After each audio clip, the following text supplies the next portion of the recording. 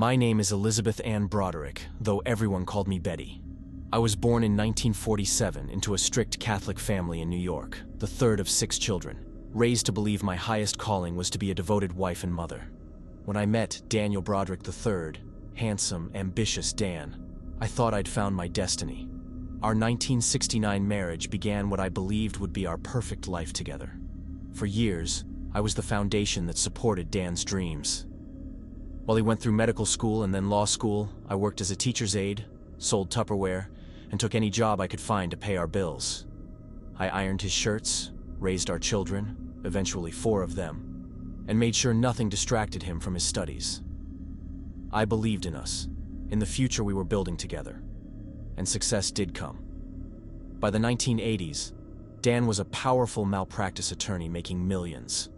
We had the mansion in San Diego, the cars, the vacations, everything we'd worked for.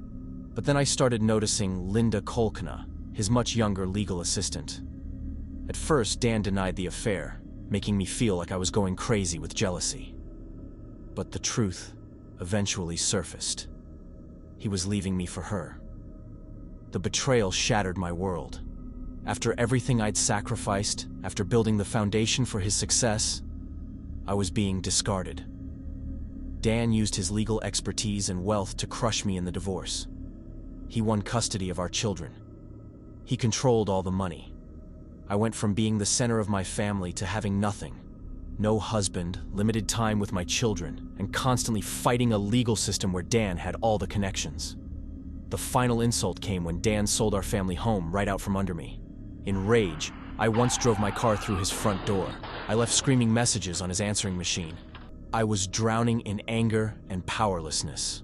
When Dan married Linda in April 1989, it felt like the ultimate erasure of my life's work. On November 5th, 1989, I took a .38 caliber revolver I'd bought and learned to use. Using a key from my daughter, I entered Dan and Linda's bedroom while they slept. I still don't know if I truly meant to kill them or just make them finally hear my pain. But when Linda screamed, something snapped. I fired 5 shots. 2 hit Linda. 1 struck Dan as he reached for the phone. I turned myself in soon after.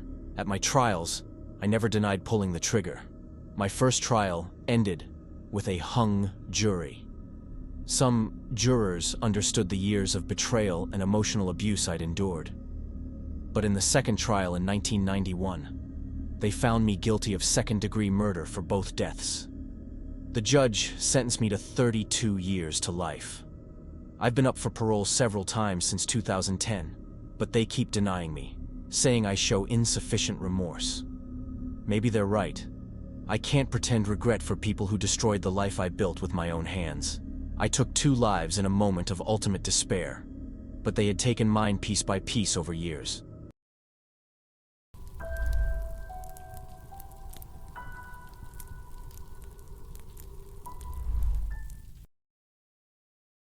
My name is Joseph Harris. I was born in 1956 to a woman serving time at the New Jersey State Women's Prison in Clinton. They took me from my mother when I was just 2 months old, and I was raised by an aunt and uncle. I never really knew my real parents. I didn't even meet my father until I was 11 years old. I always felt cursed, like something was wrong with me from the start. Voices would speak to me, including what I called my ninja spirit. Despite this, I finished high school and even served briefly in the U.S. Navy before becoming a postal clerk in Ridgewood. In 1984, I invested $10,000 with Ron Edwards. That was his real name, though they used Ellison in court to protect his family. His company dealt in precious metals and coins. At first, I got dividend checks, but when his business failed in 1985, the payments stopped. I became obsessed with getting my money back. I called his office repeatedly, showed up demanding to speak with him, convinced he was cheating me. The anger ate at me for years. Then I lost my job at the post office too. Everything was falling apart. I told people I'd take care of things in my own way, and I meant it. On November 15th, 1988, I dressed in black with a mask and went to the Edwards home after 8 p.m. When Eileen Edwards came home from work, I forced my way inside.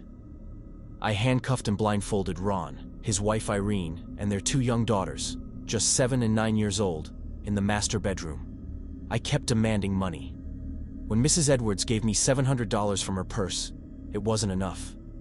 That's when I assaulted her. And I assaulted those little girls too. I took Mr. Edwards from the room. His wife heard him scream, "He's going to kill me!" I shot him in the back of the neck while he was on the ground. The bullet severed his spinal cord. For 3 years, I'd gotten away with it. But my rage kept growing, and I needed someone to take it out on.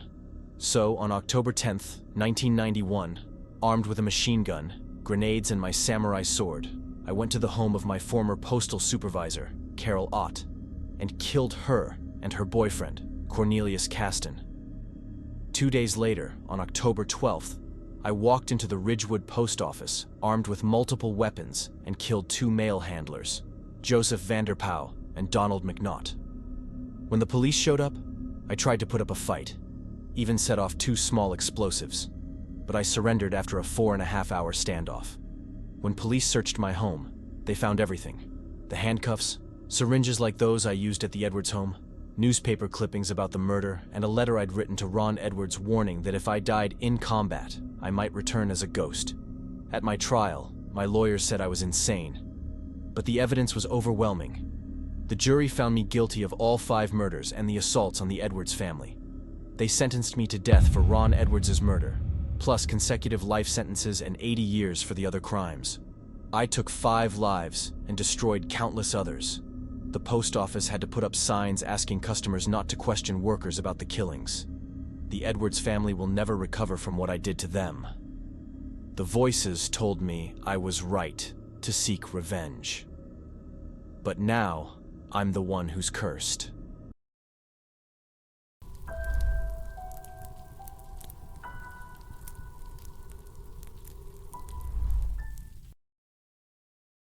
My name is Erwin Mikolajczyk. To my neighbors in Bonn, I was just a quiet hospital maintenance worker, a Mr. Nobody who kept to himself. But inside, I was burning with rage. It all started with Vera Lemesic, my 56-year-old girlfriend. When our relationship ended, things got violent. I beat her so badly she was nearly unconscious, and the court convicted me, fining me 7,200 Deutsche Marks, approximately $4,000. I couldn't accept their judgment. I filed an appeal, convinced the system was against me. On the morning of March 9th, 1994, I walked into the district court in Euskirchen hoping for justice. Instead, they rejected my appeal. I stormed out of the courtroom swearing, but I wasn't finished. I had come prepared. I returned minutes later, wearing a black raincoat, sunglasses, a headband, and a necklace of garlic cloves, my protection. In my backpack, I carried a .45 caliber Colt pistol and a homemade bomb. I found Vera first, standing in the hallway with 2 women. In that moment, all my anger focused into a single point. I hugged her one last time, then raised my pistol and shot her at point-blank range. I didn't stop there. I turned my weapon on the 2 women with her, then kept moving through the hallway, shooting anyone in my path. But my main target was still ahead, Judge Alexander Schaefer, the 33-year-old man who had upheld my conviction. I burst into the courtroom where he was presiding. People scattered as I raised my weapon and fired, killing the judge where he sat. I kept shooting until my pistol was empty, the smell of gunpowder filling the air. With chaos around me and no escape, I made my final move. I activated the bomb in my backpack,